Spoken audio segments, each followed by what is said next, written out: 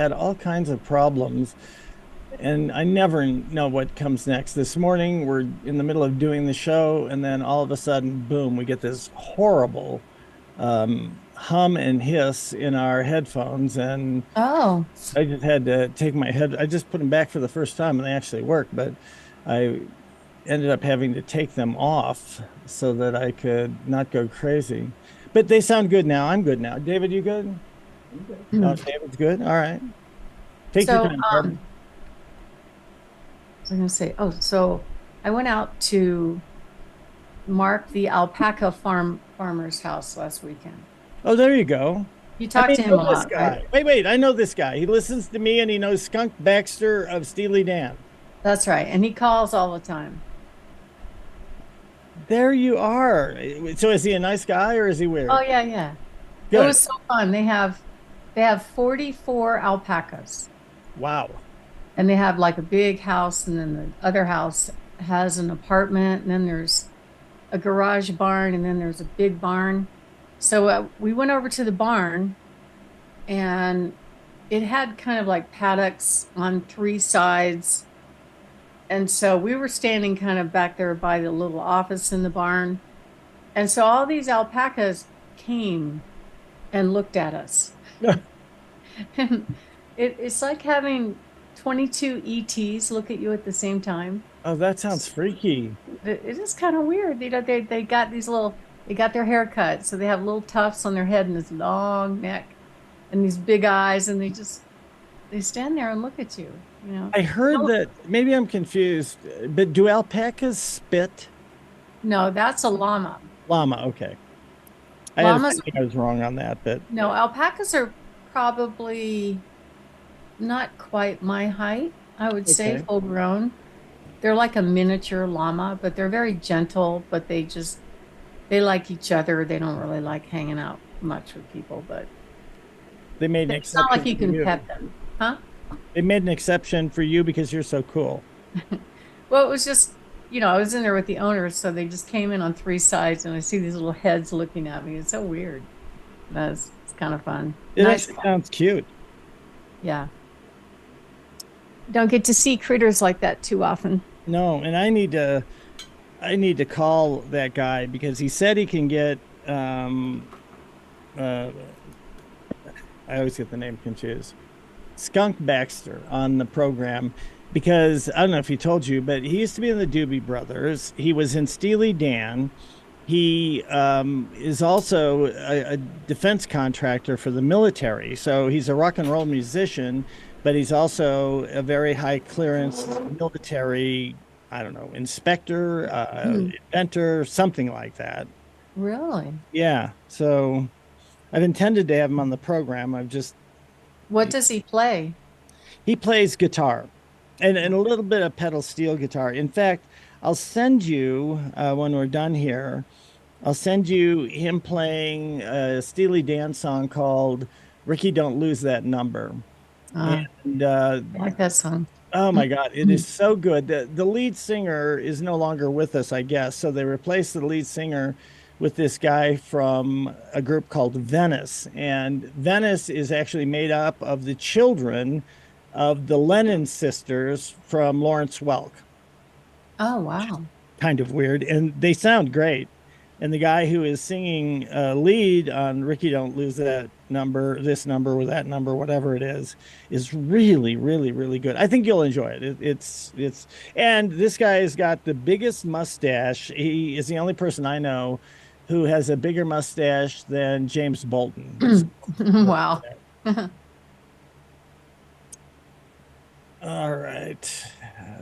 You look good, Barb. Are you good? Oh, I'm good, thank you. I'm a little worn out because I walked and my husband suggested I carry arm weight, so I tone up a little more. Oh, nice. And they were only 2 pounds, but after going halfway around the block, it's pretty heavy. Yeah, it's easy when somebody says, "Hey, pick these up for a second," and it's a whole other thing when it's like, "Yeah, walk around the block with these things for a while." Yeah. All right, I have got a script. I've got a clock. I'm ready to go here, and we'll count it down in three, two, one.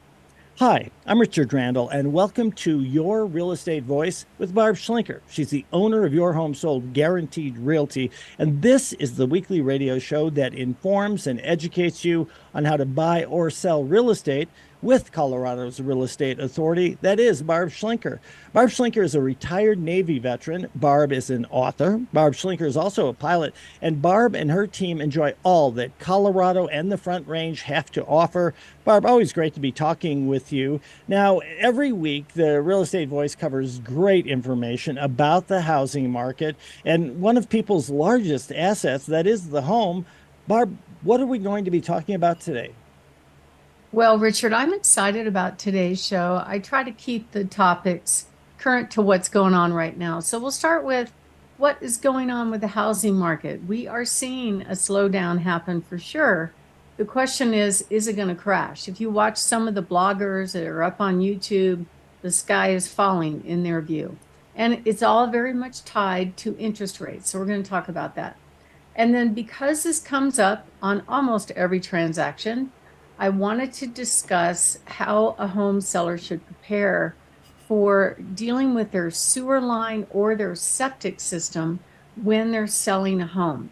These two systems come under extreme scrutiny from the buyer, and they can be very big ticket items to fix. So I always want home sellers to be ahead of that issue. And then the next topic we're going to talk about is really how to maximize the selling price when you do sell your home. So we're going to go over some tips on what to do to get the most amount of money. And then the very last topic we're going to talk about is something brand new. It's a new offer program that we're offering that basically we offer home sellers the ability to order some basic things to get their house ready for sale, like carpet and paint and stuff like that. But they don't have to pay upfront out of pocket for it, and they can just get reimbursed, or we get reimbursed out of the closing. And of course, I always love talking about our hot new listings. Richard? Now, Barb, the Fed continues on its path of raising interest rates again and again and again. The past week, mortgage rates rose for no apparent reason that I can tell, but you're smarter than me. Where do you think this housing market is headed? Well, it's been very clear that the more the Fed raises the rates, the fewer buyers can afford that payment. So that means some buyers stop buying, they choose not to buy. Some home sellers that might have wanted to upgrade their home choose not to sell, and that's why we're seeing a lower inventory. Is they're sitting on 2.5%, 3% interest rates. So to improve their home, they're going to be paying right now a 30-year fixed mortgage rate as of today is at 7.48%. It went up a third of a percent in just 1 week. So every time that interest rate goes up, it means for people getting a loan, their payment is going to be a whole lot higher. Now, the Fed did this for the purpose of reducing inflation. And to some extent, he has been successful. He dropped it down to over 8%. Now it's 3.2%. But there's some other factors in the economy that don't indicate that it's all that strong. So I'm hearing words like stagflation, which I don't know what that means. But everybody is thinking he's going to continue to raise a little bit or stay the same. And the problem is higher mortgage rates just crush affordability for home buyers. Mortgage rates are actually up 2 full percentage points from a year ago.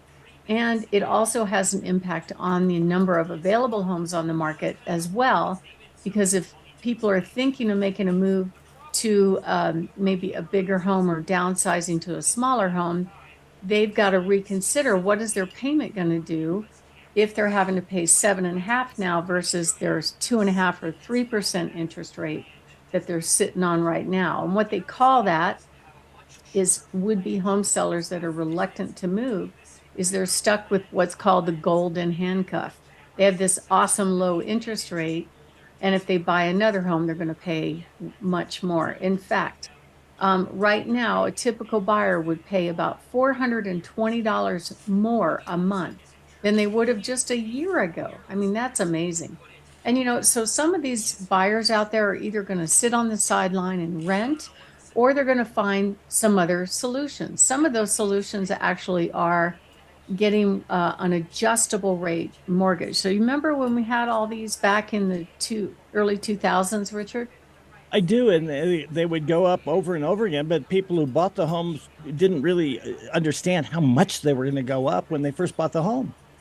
Exactly. And so if you get an adjustable rate, I would sit down with your mortgage broker and be very clear about where that payment is going to be going into the future. Because that's what happened during the meltdown is they were promising these unbelievable teaser rates of 1%. And they're going, oh yeah, get me that 1% so I can buy a better house. So they bought these houses, and then 2 years later, the payment adjusted not by a little bit. People's payments more than doubled overnight, and most people couldn't afford it, and that's why you saw this big foreclosure implosion. Now, the good news is they changed the law since then. The borrower has to qualify for the ultimate adjusted rate these days, but that's what people are doing. I did that when I bought my first house. At the time, I think the rates were, I'm going to guess, somewhere between 10 and 11. And I did this, it's an adjustable rate mortgage that goes up for 3 years, just 1% until it gets to market rates. And that was fine. It kind of eases you in to those higher payments instead of getting it all at once. Another problem we're having right now is builders. Their sales have slowed down by anywhere from 6 to 7%. And they're trying to offer incentives like buying down the interest rate, or giving upgrade incentives to the buyers. But even the builders are starting to cut their price right now, and they're very strict. They will not accept a sale contingency. I've been working with a few buyers with new construction, and if you have to sell your home to build a new home, the answer will be no. Let us know when it's sold, and then we'll start building your house. And the inventory is really, really low right now. Most of the home sellers that are selling right now is because they really have to move. Either they have to downsize because they got too much house to take care of, or they have to have a bigger house, or there is some compelling reason for them to move. And if you look at what the Fed is predicting right now, is that, right now they kind of think the stock market and all that has baked in rates or keep it the same.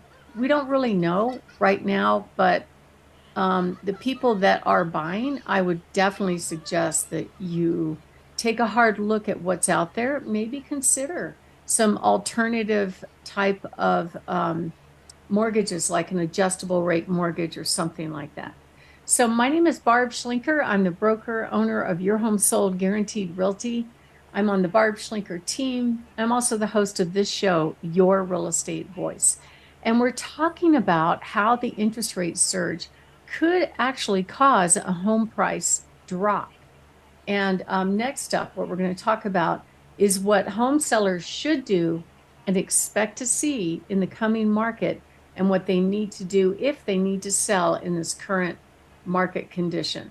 The current condition is kind of an anomaly in that probably since 2019 until now, we've seen over 40% of housing values go up. That's amazing. That's really, really fast. So home sellers have to expect that, okay, maybe I won't get a 40% appreciation. Maybe I'll only get 30, but that's still pretty good. And if you are thinking of making a move, we can help you in any kind of market, even in a cooling market. Right now, what's going on in the Pikes Peak region for the month of July, we saw prices drop. In the Denver metro area, we saw sales drop 14%. We saw the median price drop by 1%. Days on market went up, and pending sales, which is a future indicator, are down by 1%. So that's telling me there's going to be a little bit more inventory. Homes are going to take longer to sell, and you have to be prepared when you go on the market. We have over 27,414 buyers on just our website looking for homes. Typically, we can match about 100 buyers for any home. So if you are thinking of making a move, give us a call at 719-301-3900 or go to barbhasthebuyers.com and you can find all of our free reports on there. Click on the free reports button. There's a lot of good information if you're not ready right now. Richard? Barb, we're discussing the Fed's recent increase on the Fed borrowing rate and whether or not it has an effect on the housing market. So, Barb Schlinker, what should home sellers expect and do in this market situation? Well, first of all, what I call the three P's are absolutely key in getting your house ready for sale. It's nothing like it was even early last year or the year before. That was a crazy boom, bidding wars everywhere. If that happens, it means that there's either something really nice that's priced very low or something just priced very low. Expect longer days on the market. Expect buyers to be pickier than ever. And that is why preparation absolutely is key. This says I just signed out. Are you guys still there? I'm We are. here.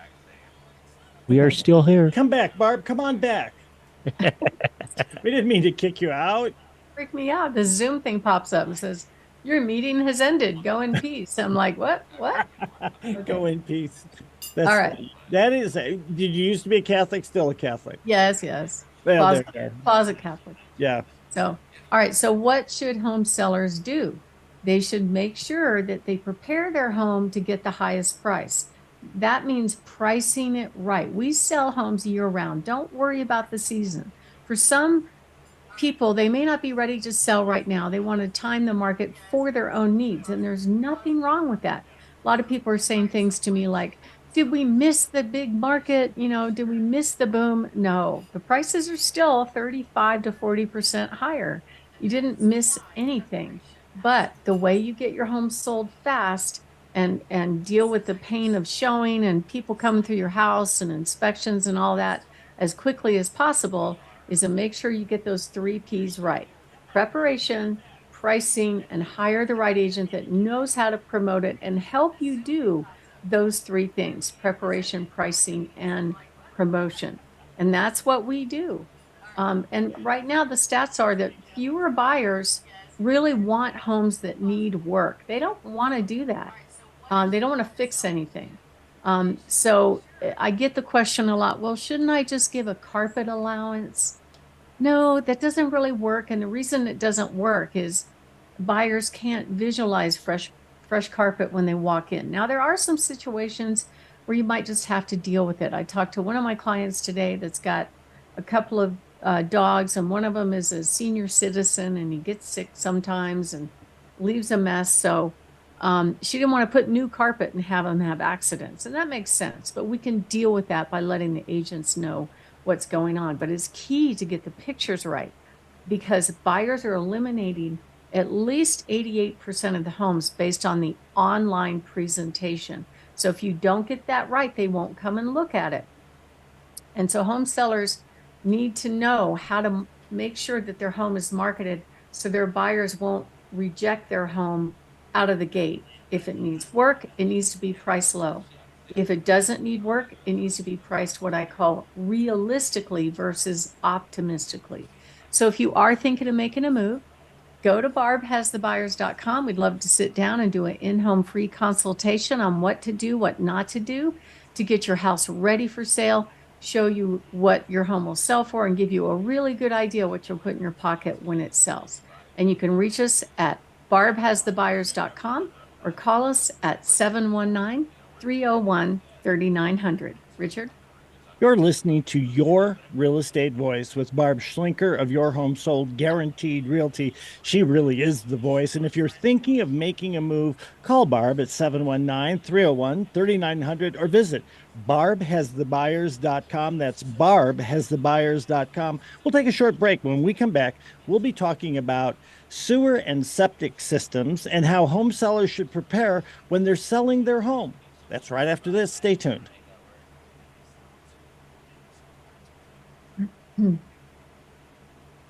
Is that okay? Yeah, did I go too I'm long? hearing something faintly in the background, and I it's am coming from too. your side. I know. I can hear So, it so too, it's either DJ. So it's either in yours or Griff usually mutes himself, so I don't know if there's something going on She's there. probably got an ear pod in. She's listening to Axl Rose do some sort of big loud solo. No, I was It's watching a male. It's a male voice, but I was watching Fox News, so it could have been the YouTube just yakking in the background. I heard it too. I'm like, what's that? okay. Sometimes it just It's goes really off. faint, so I think I can edit most of it out. All right. It's just a Yeah. bit distracting. Yeah, no, I agree. Okay. I think I got it. I think if I close the application, it may not talk, but how it talked, I don't know, because it unless it was talking in my earbuds and the other one's in the other room. Okay, we'll just move on. Okay. Okay, just one second. I'm listening intently to you solve the problem when I should have been grabbing the next stack, and I wasn't. So That's I'm okay. ready to go now. Let me It reset my clock. it's still pause. It's still saving the last Okay. segment. So I've got a huge financial issue going on, Barb, and uh, I I heard you got hacked or something. Oh my God. yeah, real quickly, I don't want to chew up too much time.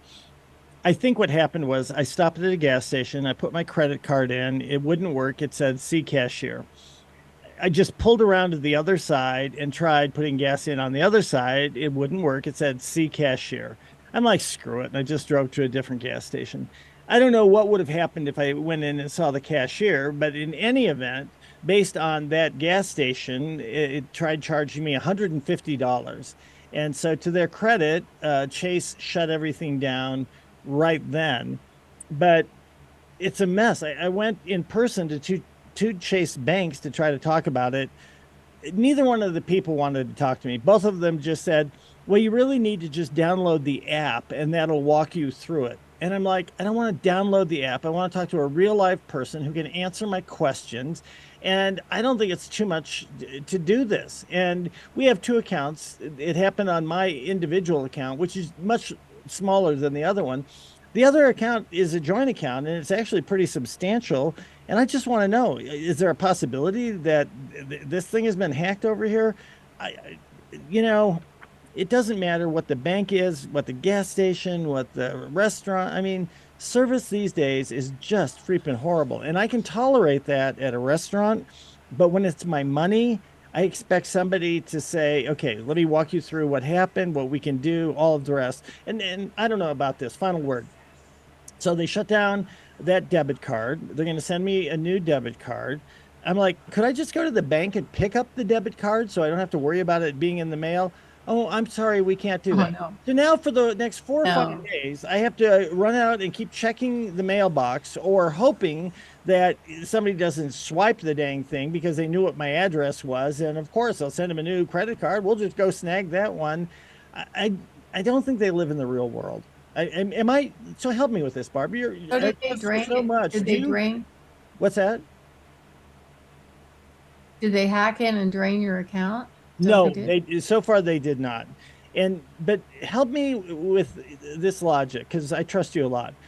Am I wrong in thinking that I should be even a little bit worried about them mailing a credit card to my house? Maybe they don't activate it until it's a debit card. Maybe they don't activate it until it gets there. But I don't know what would keep you and David from keeping an eye on my mailbox. You see the post office truck drive off, and then you go over, check the mail. Oh, here's the thing from Chase Bank. Let's just call them up and tell them to activate it. Am I paranoid? No, I wouldn't worry about it. I mean, Okay. I go through this probably twice a year. Really? Yeah. Sometimes with the business account. Like, did you spend $80 on Uber in San Francisco? I'm like, no. You know, that happens. Or one time, if you even if you have your debit card out, they Right. can hack it.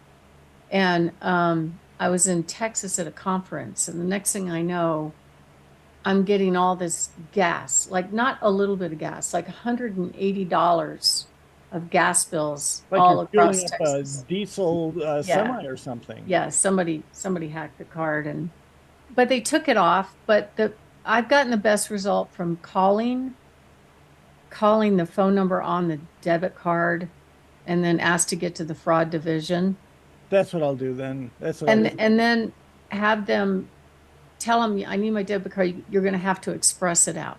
Yeah. You know, it just dawned on me, and we'll go back to the show. Seldom. I normally put my card into the reader or I swipe it on the reader. I never use it by just tapping it on the device. I don't know why. I just never do. Somewhere in the past week, I was somewhere and the person said, well, just tap it on the device. And they did. They grabbed the card, they tapped it on the device. I don't know. I'm trying to be Jacques Cousteau here. No, he's underwater. Yeah. I'm trying to, Professor, who's the, Sherlock Holmes. well, but there's a French guy. Cares. Yeah. Go to the simple one. You know, instead of just accepting it, I still think like a lawyer. Instead of accepting it, I still want to get out there and track down the little snot who stole my credit card numbers. Okay, I've got the clock up. I've got the next one. I've got a new attitude that won't. Well, and the other thing, you'll like this. So, about an hour and a half ago, I got a phone call and I got an alert of an armed suspect at large in our neighborhood. Oh my And God. my son apparently got the same thing because I texted him to tell him about it. And he was so cool. He goes, yeah, Dad, I got the alert. The doors are locked. I told Grandma and Grandpa, and I have a 9mm. So guess which of Wow. those I was most proud of. Yeah, that's awesome. He's ready. God. All right. I'm good to go. How about you? Yep, I'm good. Three, new clock. 3, 2, 1. Welcome back to Your Real Estate Voice with Barb Schlinker. She is the host of the program, and this is the weekly radio show that informs and educates you on how to buy or sell real estate, and it does it with Barb Schlinker, the owner of Your Home Sold Guaranteed Realty. Now, Barb, I would think a majority of people selling their home expect that the buyer will purchase as is without any repairs. Yet over 33 systems get scrutinized after the seller has accepted a contract. The septic, sewer systems can be very, very expensive repairs. Can you tell us about these systems and how our audience can prepare when they get ready to sell? Well, it's the septic and the sewer systems are the ones that I get the most common reaction from home sellers when I ask them, when is the last time you checked your sewer line or septic system? And most of the time the answer is, I've never had any problems with it, so why would I bother, right? But over time, especially in the older homes, these sewer lines tend to move with the land. Sometimes roots get accumulated in them. Some of the materials that they used back in the 50s and the 60s is almost like, it's not even like a pipe, it's more like paper, or it just disintegrates over time. So typically what's happening lately is that buyers are checking those systems very carefully before they close on a house because they don't want to take on any big ticket item like updating sewer line or updating a septic line. And so that's one of the things that seems to come up almost as common now as hail damage on roofs. So I wanted to touch on this subject because a lot of people are pretty much surprised when I bring it up. So most buyers do at least one inspection. Some do more than one. And in the state of Colorado, I keep saying this all the time, there is no license to be a home inspector. And so when it comes to the sewer line, we started seeing the inspectors get involved with inspecting the sewer line.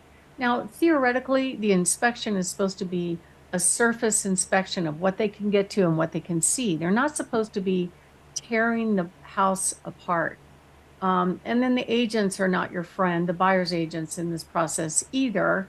They're also negotiating, trying to get stuff for their buyers.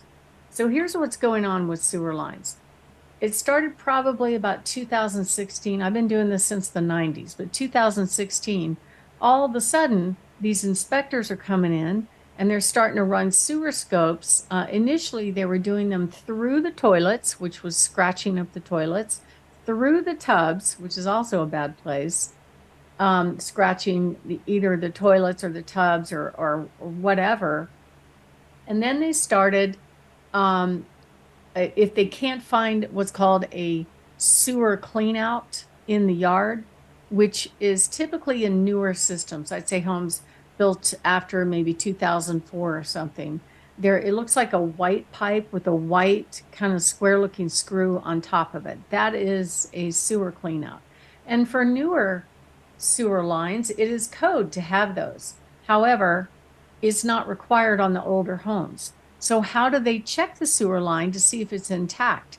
Well, many times what these inspectors are doing is they'll come in without permission and just pull a toilet if they can't find access to the sewer line. How would you feel about that, Richard? I would be so angry. And I have to say, I wouldn't worry about that if you were representing me. I would worry like crazy if other people, especially people who got a license, only sold a home or two, at best would be dealing with it because they haven't seen these things the way you have. Yeah, and kind of the way I found out about it is things started happening. The seller's like, "Hey, how come my floors are all scratched and my toilet's all scratched up? And how come the vinyl in my bathroom floor is ripped?" I had that happen a couple of times. How come my toilet is leaking after the inspection? It's, excuse me. I'm going to do the same thing. Hang on a second. I didn't drink enough. All right, a little bit more Red Bull for me. David, you want to join us? We're having a drink here. He said, "Wait, actually, he's turning around to grab a little bit. He has like a 50-gallon drum of water over there. 64 ounce. Good. Wow. Stay hydrated. His car could break in the middle of Death Valley, and he'd probably be good at least Be for all an set. hour or two. I'm sorry. So- I think we're good to go here. So I'm going to keep saying this over and over again. Inspectors don't have, but per the state rules, there is no qualification to be an inspector. I could be an inspector and I'm scary with any kind of tool in my hand. I keep saying that over and over again because it's true. I've seen the father of the buyer do an inspection. I've seen landscapers do an inspection. There is no qualification. If it makes home sellers feel any better, many of them get an online certification, but on balance, they don't know your systems. They don't know what you're doing. And the last thing I want them to do is be ripping a toilet out of the floor without having a licensed plumber do that, because I don't know if they're qualified to do it. I can tell you I'm not, that's for sure. And once they get access to the sewer line, most of them are running this camera through it. And it's kind of like, I don't know. I've looked at these sewer scope things or like a video going down a dirty plumbing pipe. It's not very pretty. It's not very interesting. But they're looking for breaks in the sewer line. They're looking for roots in the sewer line or any kind of compression, that sort of thing. So with that, I recently had somebody that pulled the toilet to check the sewer line. This is a really gross picture, by the way. Oh my gosh. And that little plastic ring that sits underneath your toilet entering the plumbing thing will break, or they'll probably get brittle and break over time. But I'm not convinced on the last inspection I had that it didn't get broken by this guy pulling the toilet when he was checking the sewer line. So we don't know. Theoretically, the inspectors are responsible for anything that they break. But there's no way to prove whether or not they did that. But we had to get that. The seller had to fix that problem as part of the sales process. So for sewer lines, the owner is responsible for maintaining it from the house all the way to the main line that the city controls. And so that's what their responsibility is. But I would say on balance, most of them never bother to check it. So let's say there's a problem with it, like there's a fracture or the roots, usually they'll just run something to kind of clear it out. But if there's a fracture or if the pipe itself is degrading so much so that it's leaking into the groundwater, then the buyers are going to ask for it to be fixed. The cost of the repairs are substantial. They could run anywhere from $3,000 to $13,000. That's a lot of money in everybody's book, you know. So you really want to know about this up front. The other type of system that are in homes, especially homes with acreage, are the septic system. So the counties got involved with these back in probably about the same time, 2016. And most of the counties around the Front Range have required that if a home seller is going to sell a home, they have to have their septic system checked within 6 months of selling the home. And if the tank has more than 30% full, then they're going to have to pump it out. And like El Paso County example, and I think Douglas County, and many others, Jefferson, require an application for a septic transfer permit, which just shows them the report that the septic company did, and they look at it and sign off on whether or not there are any additional repairs that need to get done.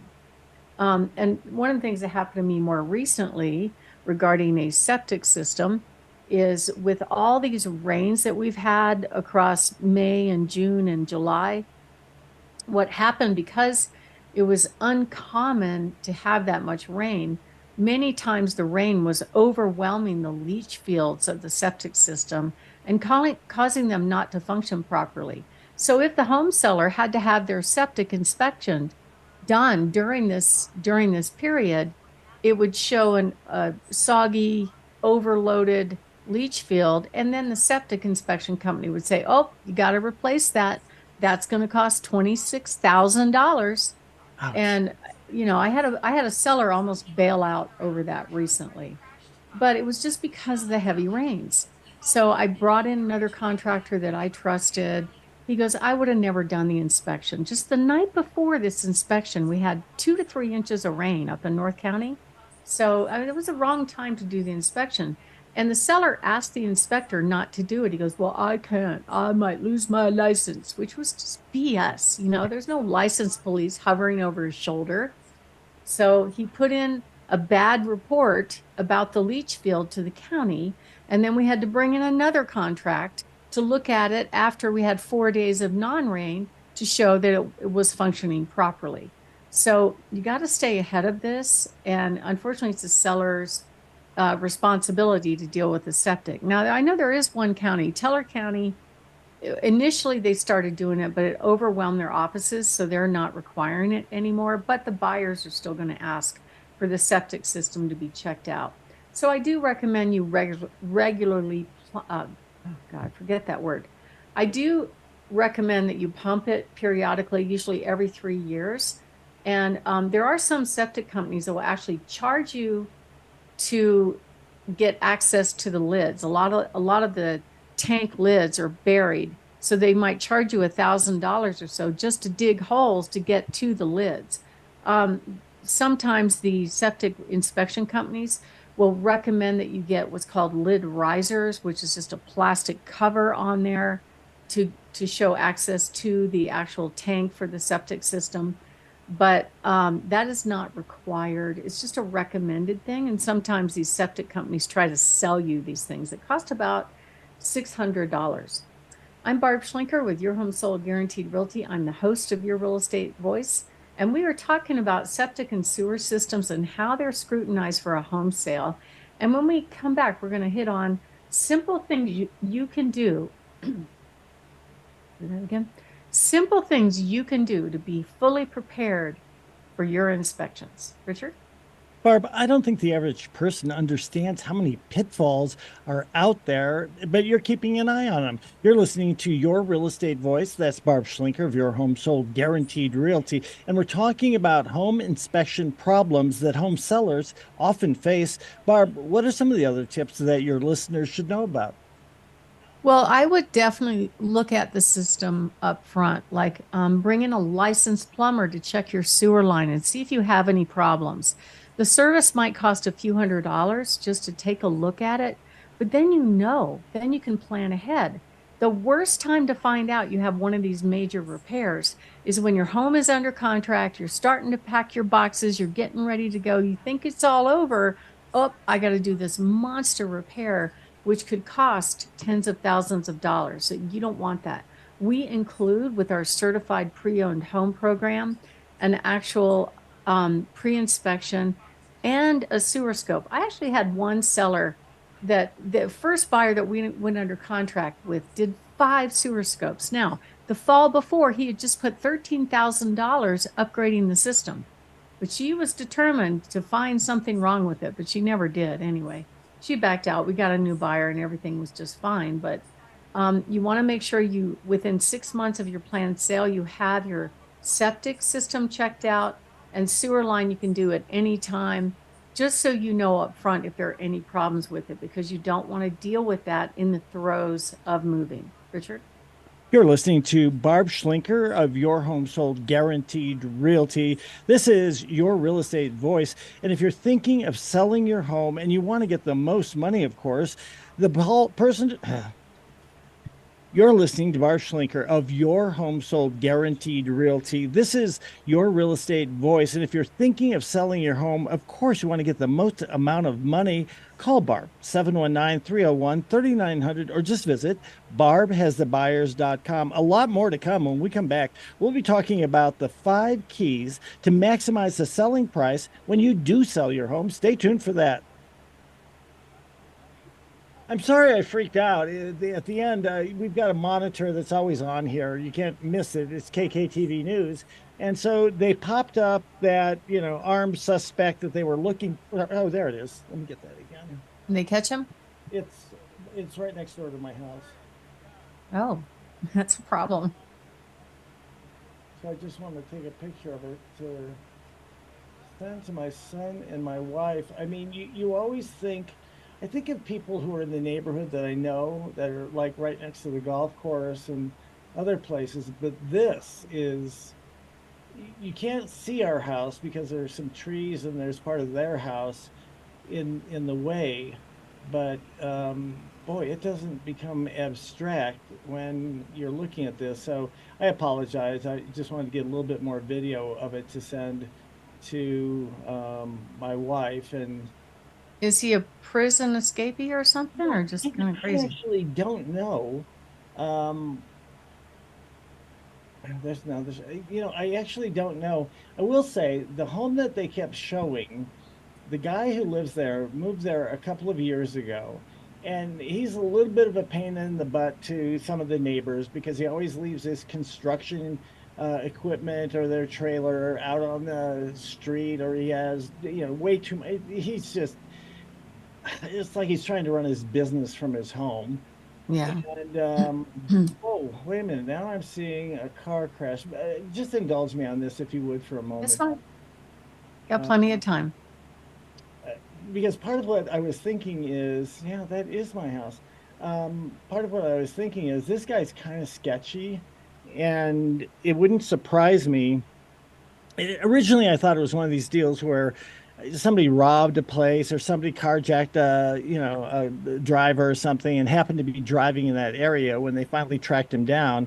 That neighbor is actually sketchy enough. I wouldn't be surprised if it turned out that he was the person they were looking for because he was I would guess it's somebody that he hired. oh, there you go. There you go. All right. We got a real crime story going on in the neighborhood here, Barb. So, all It's right. not good. Oh gosh, they got him arrested. My Good. point though before that I was just so proud was when my son was younger, he wanted 9 millimeter, an AR, and his sister too. This is probably like eighth grade or something. So I bought, they're in my name, of course, but I bought both of them an AR, and let's see, I got him a full size and a 9 millimeter. I got her an AR 22 and a smaller 380 semi-automatic. They go to college, and now it's like, well, Dad, you know what? We don't really want those anymore. Except Jason said, you can get rid of most of everything, but I do think it's probably smart for me to at least hang on to the 9 millimeter. And when I got the text message from him today, there's just a little thing in there. He goes, and I've got a 9 millimeter. It didn't, it sounds like it made me proud because he's a big gun owner, and that's not it. It made me proud because I now know that if there's a problem, his instant reaction is, I'm going to lock the doors. I'm going to, put a magazine in. I'm going to rack around and be ready to go if I need to. So, Right. Be ready. That's I mean, all. your son, God, he's ready. Yeah. Your son is your son is ready to, jump out of an airplane for you and your family. I mean, You should see him now. He's just really big and strong and muscular. It's still hard for me to see that because I'm in my mind he's the skinny teenager. So it's just funny. is he still out there? I mean, in California, is he? Yeah. Yeah, he's got a new job. It's a little bit more chill than his last couple of jobs. It's more of admin and dealing with people that misbehaving Marines that have too many pets and whatever, that kind of Well, stuff. and I do want you to know, I mean, I wouldn't say every day, but I generally try to make sure every day that people know that you are a veteran and that your son is active duty so that people, they're referencing the house next to mine now, so that people Right who, next to your house. Oh my yeah, she just turned around and pointed to my neighbor's house. Oh no. It'll be interesting when I get home. But it is, Who is home? my son is home, but the grandparents have been living with us. Oh. And there's no way that they would have been watching television. They both just, God bless them, can't really hear very well. So there's no way that they would have heard anything.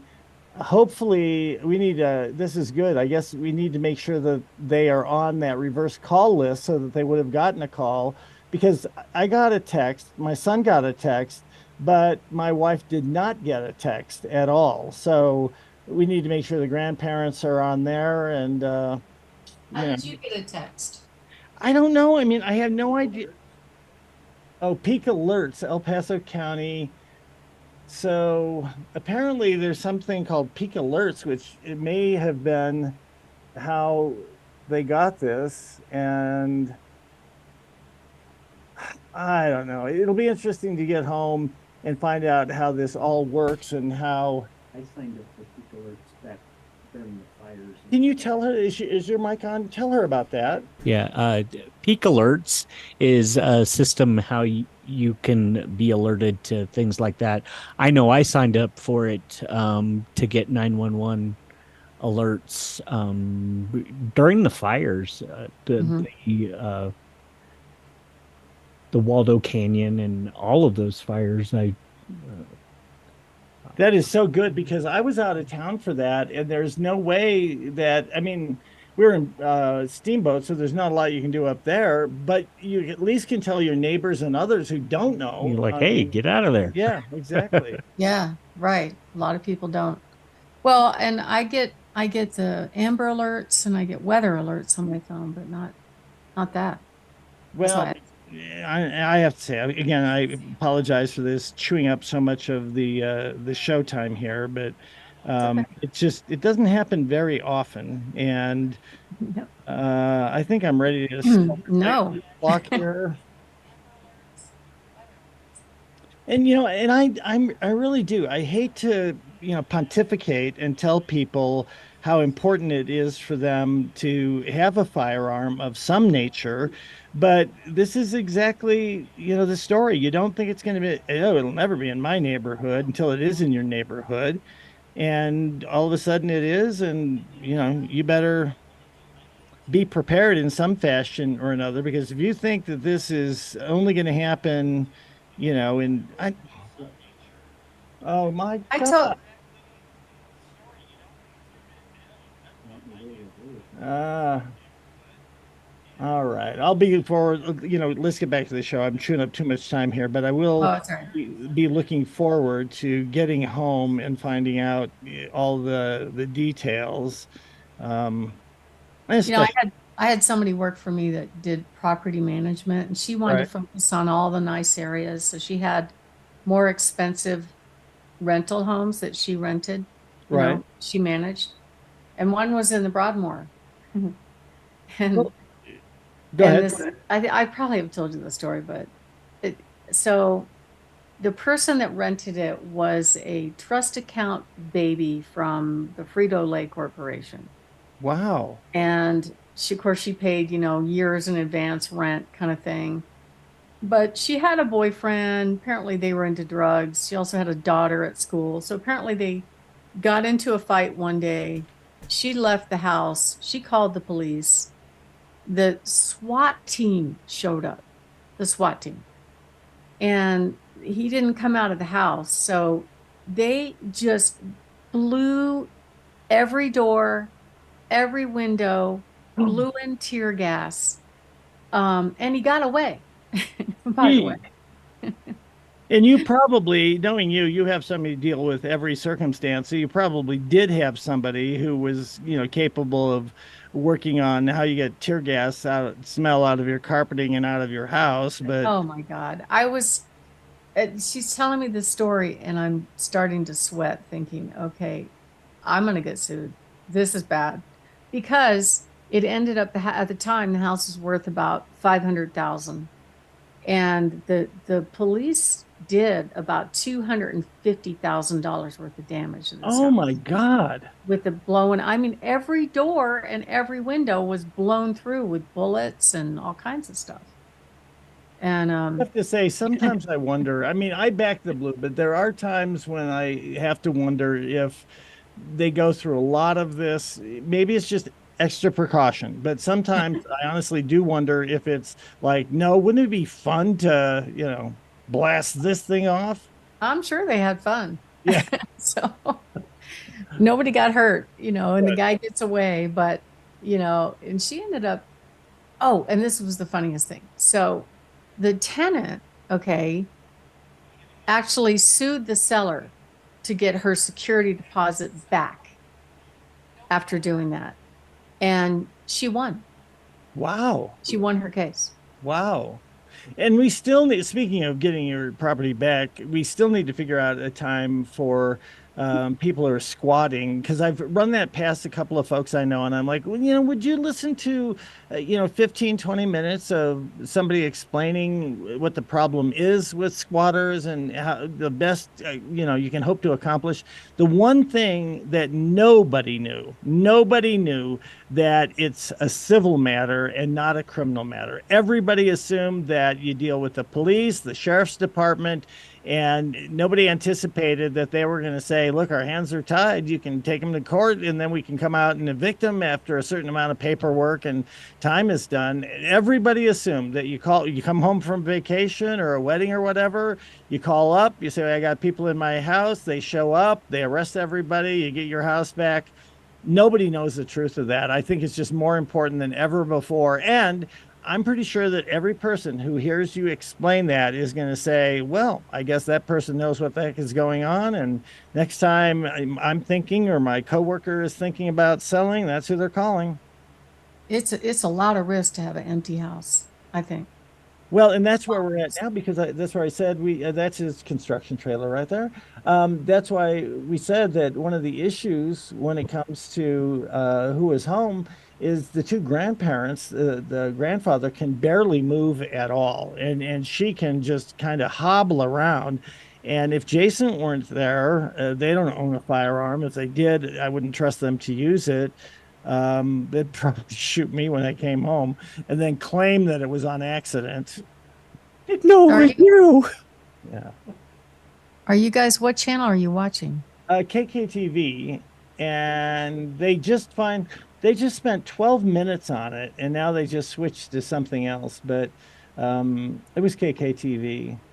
I'm sure they'll have a lot on it later this afternoon. And again, oh my gosh, I got 10 fires I'm trying to put out, and now we have some armed guy, and they called him a shooter because we can't hear what they're saying, but they said shooter. So There were some guys painting outside right. in that area, and they went running inside the house that they were painting. Whoa. But whenever you got somebody pulling the trigger, I'd run inside the house too. All right, enough of this stuff. I've got You catch him? yes. Okay. And they're sending him. I guess he got an early release because of you have all of these George Soros prosecutors, and they get early releases, and they're going to release him somewhere up toward the Black Forest near your area. Right. I feel like that. Mark could probably like that. He'd get out every No, firearm he owns and be ready to go. he would not be happy about something like that going on. Yeah, they're trying, and in fact, they're trying to steal his car. That would be the end of them. He Okay, doesn't even like it getting rained on. He gets mad at me if we're out in his new car and it rains. because that's your fault, of course. Well, They- I always extend the journey, like, yeah. let's go have lunch. Let's go do Yes, this. yes. He's Well, like, no, it's hailing outside. My car is going to get messed up. no, I was just going to ask about Hale because he's probably got a freak whenever he's somewhere, and everybody tries to find an underpass or a gas station they can get under, or a tree, Yeah. or it's So I, kind to- I told my son, yeah, he doesn't drive it when it rains. well, this is, what's cool about this is it is his second love in life. And if he Mhm. loves the second love that much, you can only imagine how much he loves his first love. Thank You know what? I will say this when we do the show. Do you know what? And I think David would vouch for this. It's not like there's a lilt in your air or in your conversation whenever you talk about him, but Mhm. you're always very positive when you talk about him. There might be bust on him a little bit for this or for that, but I don't know. It's cute as far as I'm concerned. All right. Thank I got a new clock and you. I got a new script. I'm ready to go. Barb, you good? David is good. Change screen. There we go. Ready. 3, 2, 1. Welcome back to Your Real Estate Voice with Barb Schlinker. She is your real estate voice, and this is the weekly radio show that informs and educates you on how to buy or sell real estate. It does it with Barb Schlinker, the owner of Your Home Sold, Guaranteed Realty. Now, Barb, now that the market is slowing down, not all homes are selling. What are the, of course, Barb, now that the market is Barb, now that the market is slowing down, not all homes are selling. What are the 5 keys to get top dollar when you're selling your home? Well, Richard, it's definitely a different market. I mean, 2021 and early part of 2022 were really fun. Everything went on the market and had a bidding war, and the question was, how much over asking price could we get? And that's not really happening so much anymore. So it means you have to be priced correctly. And the traditional thought would be that you would price a home slightly high for negotiating room. But the problem with that is that if you price it slightly high, the buyers aren't even going to come look at it because they're finding better values out there. And I've seen it happen in almost every price range. So you want to make sure that there's 5 things that you do to get the most money when you sell your home. Number one is most sellers are after getting the most money. They want to make sure they want certainty that their home is sold, and they want to know that they can buy their next home without worrying about this one selling. Or some home sellers actually want to stay in their home after closing for a little while so they could take their time moving. These days, that's a little bit harder to pull off. But there's a lot of things that you can do that will save you thousands of dollars. Number one, and it's kind of obvious, but it's hard for people to do this, is to be the best home available on the block in all aspects, condition, price. If you don't have the resources to update the home, that's okay. We have this new program where we can take care of some basics like carpet and paint. So at least it's good, it's show ready, and we can get buyers in that are willing to make their best offer. And then the next thing is you want to make sure you hire an agent that really knows how to create demand. When I talk to home sellers and I go out on appointments, I don't know, quite a few every week, most of them are used to seeing agents that just show up and show them similar sales and don't tell them anything about how they're going to create demand for their home. And all the stars have to align. You have to do proper preparation. You have to do excellent photography. Photos absolutely matter because we know 99% of the home buyers eliminate homes based on the online presentation. So you don't want to be eliminated online. That means they're never even going to drive by or never even look at your home. And most homes are eliminated in less than 57 seconds. And most of them eliminate homes based on the online photos. You know, just probably 10 years ago, the imagery really wasn't good enough for a buyer to make a decision about buying a home sight unseen. And now they are. I talk to more and more people that either have or are buying a home sight unseen, right? And there's a lot of risk to doing that because you may not see every little problem, every nook and cranny. But if it has bad photos, the buyers aren't going to even consider your home. The first photo I've shown a bunch of times, Richard, I love making fun of this one just because it has so many problem elements. Like the shower curtain is half closed. So the automatic assumption from the buyer is there's mold behind that shower curtain. There are rugs on the floor. That doesn't look attractive. There's 3 rolls of toilet paper. One of them is next to the kitty litter box, which is really, really odd to me. There's a bunch of shaving stuff on the counter and the photographer in the picture. It's obviously a dark photo. It's very clear to me that it was the agent taking the picture because this agent was too cheap to spend $100 or $200 to get high quality professional photos. That is a massive mistake. In fact, I'll go so far as to say it is malpractice to do that to home sellers. We charge a fair amount of money for what we do. And I would think people are expecting a really great service to create demand. Let me give you an example. I just sold a home over the weekend where we activated the listing on a Monday. We got requests to show a right away. He priced it right.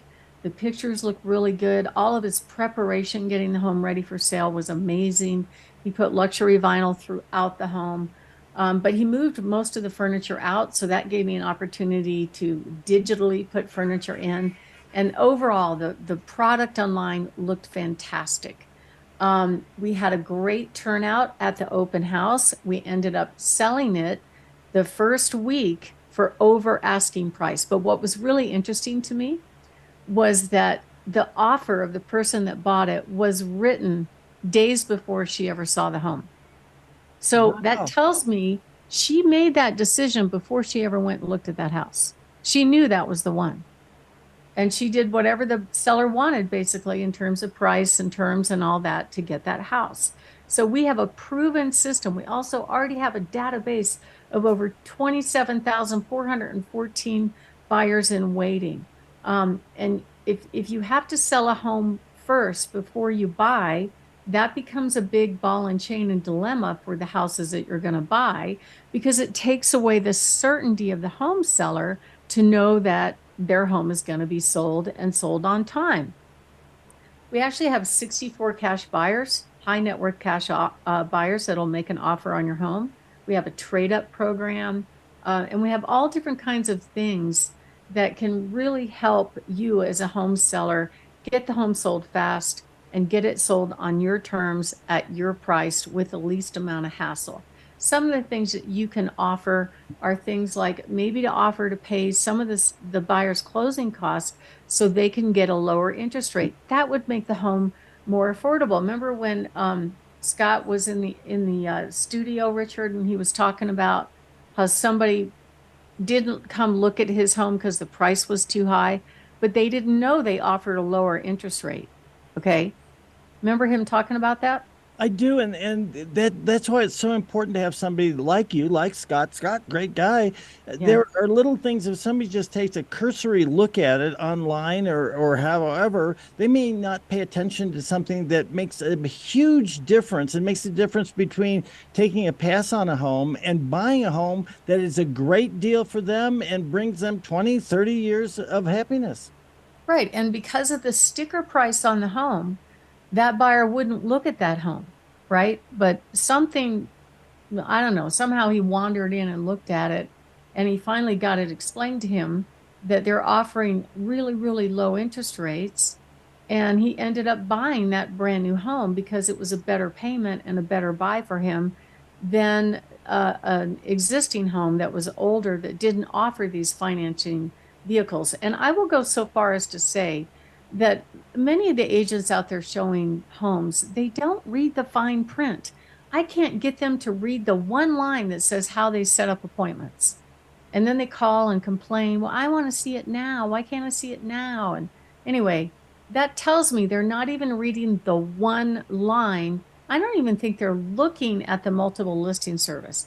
I think they get some buyer that says, hey, I want to see that house. Then they pick up their phone and they go up on showing time and they click the blue icon. Boom, I want to see it at this time. They haven't researched anything about the house. They don't know anything about it.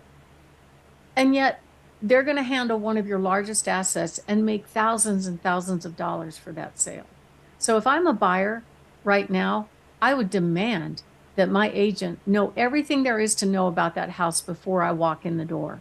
And if that means picking up the phone and asking, so be it. But at least read one piece of paper before you walk in the door and you're about to make about $20,000. What do you think, Richard?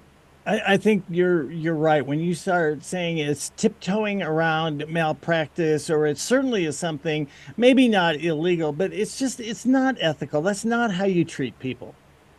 Well, I mean, if there's a better opportunity out there, I wouldn't be surprised if that buyer didn't even use that agent, that didn't even read the fine print, which it doesn't take that long. It's one piece of paper, and you're helping somebody with one of the biggest purchases in their lives. So I don't understand why they do that. I think the training in the industry is horrible, and they're all door openers, unfortunately. Not all of them, but some of them are door openers, and that's it.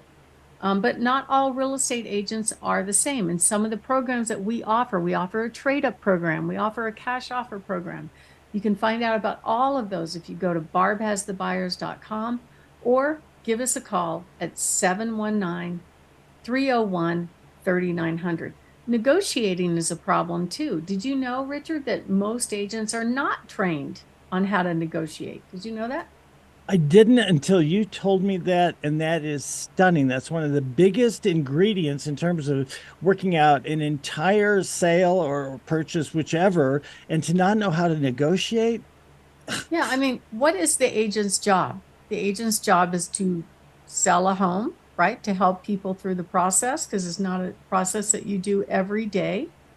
And yet we find them, we catch them on video all the time trying to derail or get the buyer uninterested in the home based on really silly stuff that's easy to fix, like peeling paint on the back deck. Oh, this won't go VA. You can't buy this house. I mean, I swear they're in the sales prevention business, and it's unfortunate. And then when they do get lucky enough to get a contract, all the way through the process from the beginning to the end, their mission is to try to get the most stuff away from the seller for the buyer and or blow up the deal and protect the buyer from the house. And that happens way too often, and it makes me insane. So to be the best home on the block absolutely means you get it ready for sale, you price it right, so the buyer will not hesitate to buy this home no matter what happens.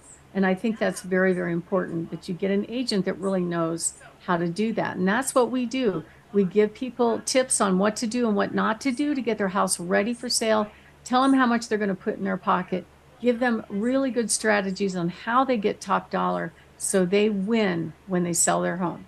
Richard?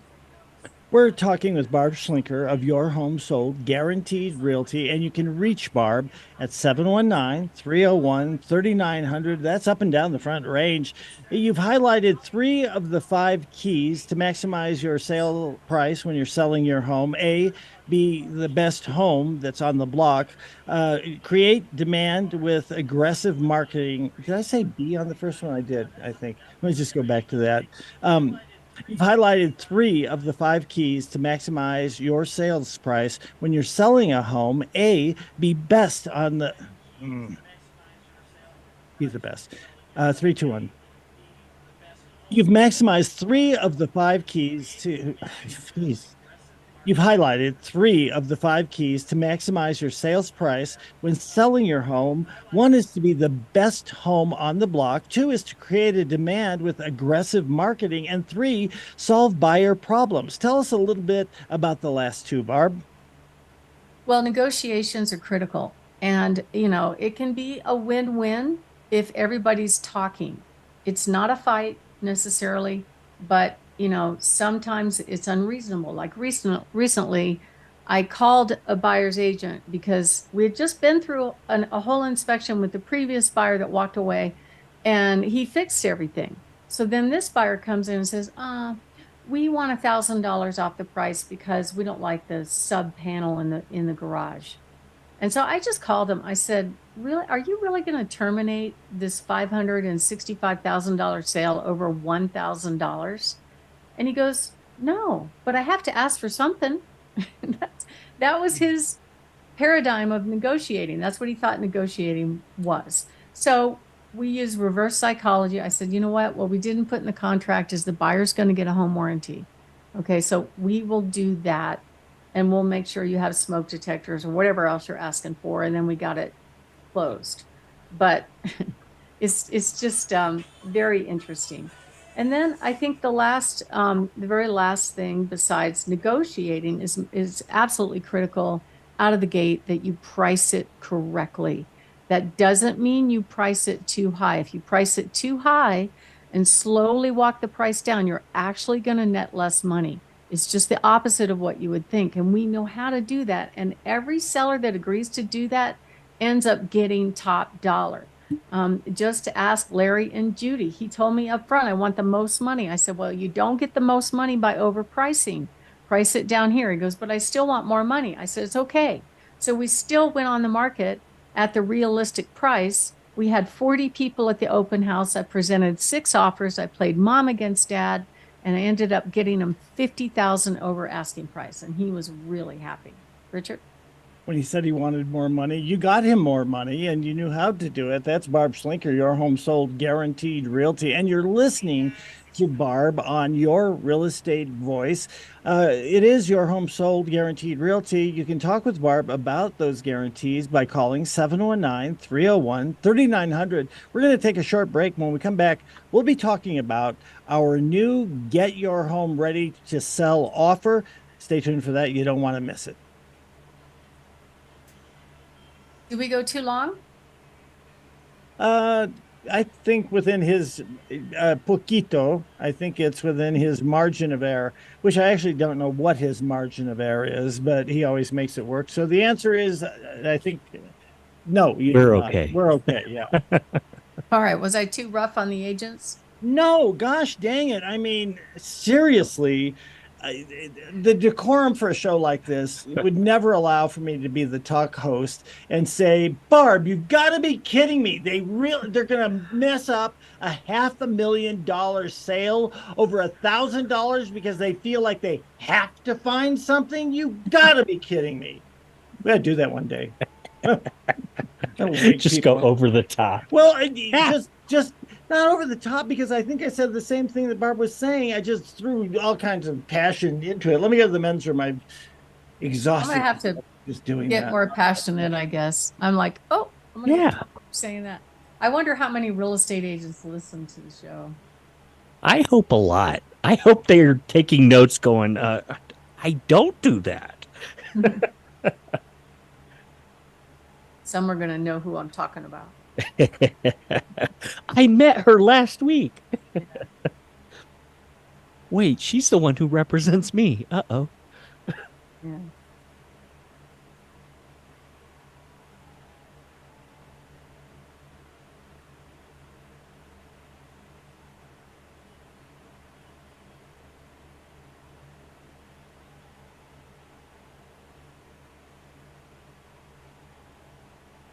So this one I'm not going to go into detail about.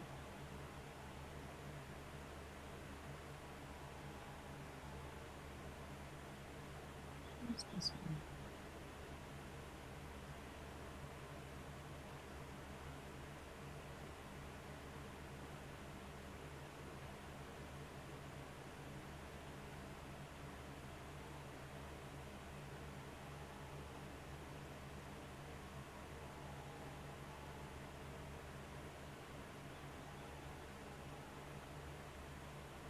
I only had one meltdown last week. Only one? It was bad. Lost my little temper. We get sued. Everybody gets sued up and down the chain. All right, I got it locked.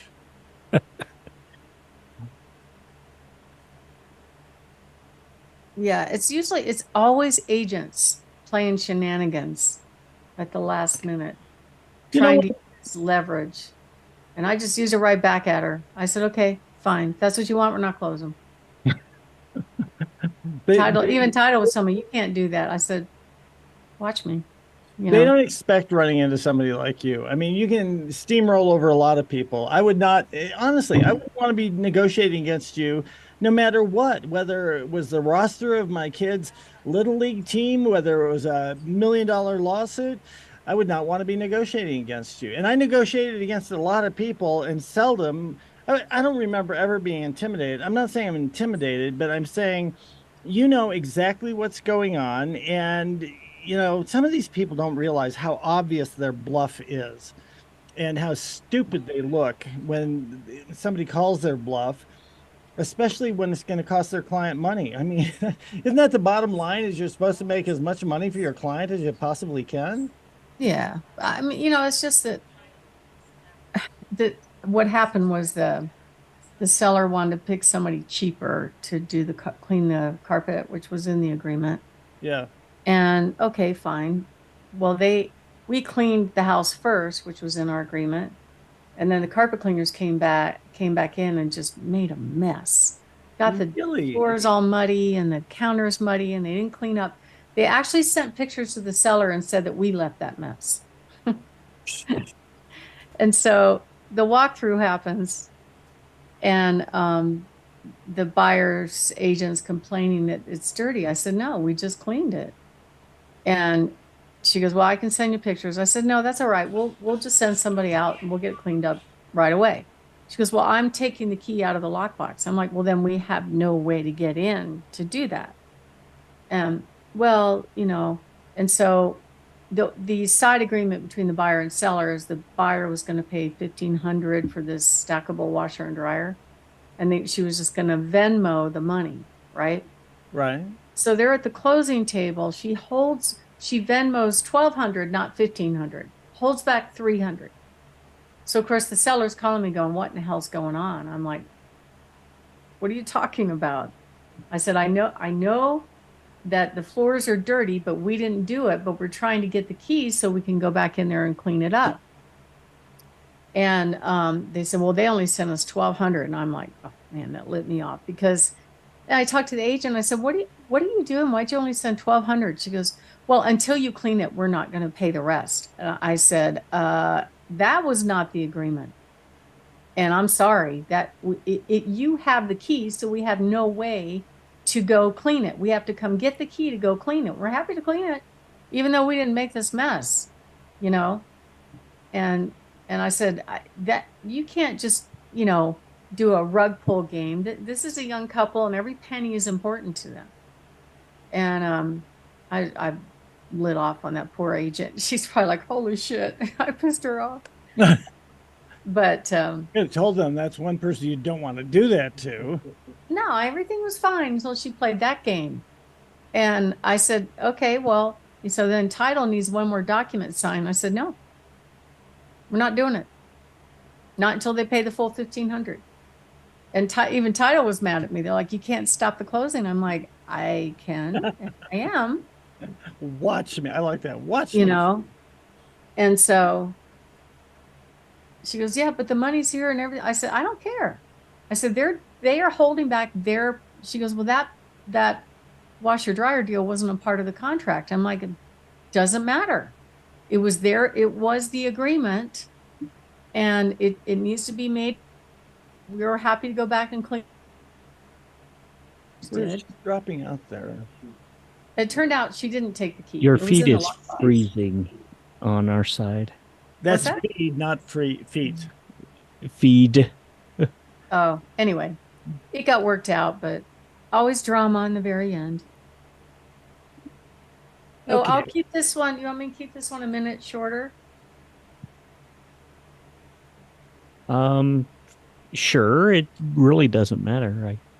I Maybe work I'll with talk whatever you less. give me. Yeah, maybe I will talk a little bit less with the interaction And thing. if you don't, I'll just cut. more out. Okay. Okay, that's fine. I've got a script. I've got This David. one's short. Okay. I'll count us down in three, two, one. Your real estate voice with Barb Schlinker continues, and we're talking, Barb, about sales and how to get your home ready to sell. You've got a program for that, and you've got hot new listings. We'll be talking about all of that. This is the weekly radio show that informs and educates you on how to buy or sell real estate, and it does it with Barb Schlinker, the owner of Your Home Sold Guaranteed Realty. Now, Barb, the real estate market is still doing pretty well after interest rates went up. Some people wonder if it really makes a difference in getting a home ready to sell. So, what should home sellers do to get a house ready to sell in this market, especially to get the very most out of it? Well, this is the number one question I get from home sellers, Richard, is what do I do and what do I not do to get my house ready for sale? Do I need to do X? Do I need to fix that? Do I need to replace that? I get those questions all the time. And we offer that service for free to our clients every day of every week, pretty much. And, sometimes it's a very small investment that can have a great return on your investment. Of course, the buyers want move-in ready, what I call HGTV homes, unless the home is priced super low. Of course they do. Um, but you want to find out, first of all, what's important to the seller. Like, what are they looking to get? Some people, it's not necessarily price, they just want to move quickly. It depends on what their needs are. But I would say a majority of them want the most money. And it's not done the way you would think it would be done, especially when you're in a shifting market. We went from a red hot market that every home seller got to enjoy a bunch of bidding wars and multiple offers, and it was a really good time. But now it's not working. In fact, even looking backwards at similar sales just a few months ago, the sellers are not commanding that kind of money. Homes are sitting on the market longer, so you have to entice the buyers. Keep in mind, it's hard for buyers to get these loans right now. The rates are at 7.5%. It's a lot of money. Days on market are rising all along the Front Range. And now more than ever, home sellers have to have their home in the position to be the most desirable, both with condition and price. And you need to hire an agent that knows how to do that. And that's what we do every single day of every single week. Help people figure out what to do, what not to do to get their house ready for sale. I recently sold a home in the northeast part of town that was pretty rough the first time I walked in, and they asked me, what should we do? Can't we just sell it as is? And I said, all right, I'm going to show you what as is looks like. Chances are your offer is going to come in probably at least 100,000, maybe 125,000 less than what you could command if you just did a few things. Now it was hard for them to do this, but they had just paid off the home. So they didn't want to go into debt. And I'm like, I totally get that. But you know what? You could do a home equity line of credit, easy as 1, 2, 3. Closing costs are very inexpensive, and just have that paid off out of the closing to get things like fresh flooring. They had to have flooring. They had to have paint. They had to have some repairs done. So we figured out what repairs to do and what not to do. They did them all. And it was one of my best sales of the year. We actually had 153 people attend the 90-minute open house. Wow. And it sold for 75,000 over asking. So that worked out really good for them. And so what do you do? Flooring is important, especially if your flooring is tired, has track marks, needs to be replaced. New appliances is kind of a maybe. It depends. Only maybe if it's broken. And it also depends on the price range. So not all homes have granite. Not all homes have luxury vinyl. You really need a professional to help you make those decisions. And there are 6 key areas of a house that buyers are paying attention to. I sound like Biden. What happened? There are 6 key areas that buyers are paying attention to when they're looking at homes online. Number 1 is curb appeal, followed by the backyard, followed by the living room, followed by the kitchen, followed by the master bathroom, and then the master bedroom. But the biggest dilemma for most home sellers is the money. How much money do I need to spend Do I have to get that tankless water heater? Do I have to? Some of the questions I get are unusual, I think. A lot of people ask me about unfinished spaces. Should those be neat and tidy? And I tell them, not really. They just want to see the size of the space, but you can still use it as storage. We're not going to photograph those. But cosmetics are really, really important. That includes things like flooring, light fixtures, fix broken stuff, make sure the front door looks attractive, fix the front yard landscaping, and you will win. I had a client a number of years ago, and this one struck me just because it was a nice rancher with a finished basement. And I walked in the front door, and it had brazen hussy red shag carpet all over the main level floor. And that carpet was over the top of hardwood. So my original idea was, wow, maybe we pull that carpet and just recoat the hardwood. And that, of course, hardwood is always desirable, or luxury vinyl is very desirable for buyers. However, when the carpet guy came, he goes, Barb, it's going to be much more expensive to pull the carpet and recoat the hardwood than it would just to put new carpet over the top of, or pull out the red shag carpet and put fresh carpet down. So that's what we ended up doing. And they got 30,000 over asking price. But what about the situations where you're living in the home, you have some four-legged family members that aren't so good about taking care of their carpet. They have accidents, or they don't, you know what I'm saying? They get sick sometimes, or whatever. They have accidents, okay? People that live in the house with animals that have accidents, sometimes if they get used to the odor. So you want to make sure there's no odor in the house, because that's critical. But if it's a situation where you really don't want to replace the carpet until after the buyer closes on the home, that's okay. We can put the notes in the system so that the buyer knows that they're going to get fresh carpet out of the closing. And that's one way around that issue. And a carpet allowance doesn't usually work very well, only because the lenders don't like it. But what we could do is pay some of the buyer's loan closing cost, and they can use that money instead of paying their closing cost to buy the new carpet. My name is Barb Schlinker. I'm with Your Home Sold Guaranteed Realty Colorado, and we're talking about getting your home ready for sale. And next up, we're going to talk about this new program. It's called Get Your Home Ready Offer. It's basically a program in which you can get funding up front to take care of carpet and paint and some of those basic things that will get you over the top so your house will show really, really well. So I've been here in the business since the 90s. I have over 27,414 buyers in waiting just on my little website. Typically, I can match at least 100 buyers that I have to your home. So if you are thinking of making a move in the next 2 to 6 months and you'd like to get that free in-home consultation, go to barbhasthebuyers.com or give us a call at 719 301 3900. And if you're planning on moving later and you're interested in any of our free reports, go to barbhasthebuyers.com. You can download any one of them for free. Lots of good information going on there. Richard? We're talking with Barb Schlinker of Your Home Sold Guaranteed Realty. She's the host of the program, and the program is Your Real Estate Voice. That is, of course, Barb. She's the real estate voice, and you can reach her at 719 301 3900, or just visit barbhasthebuyers.com. You have a new program to help home sellers get their home ready for sale. How's that work, Barb? Well, Richard, is very simple. Basically, we will take care of some basics, usually about 1, maybe 1.5% of the sales price of repairs and or improvements that need to be done to make your home a wow.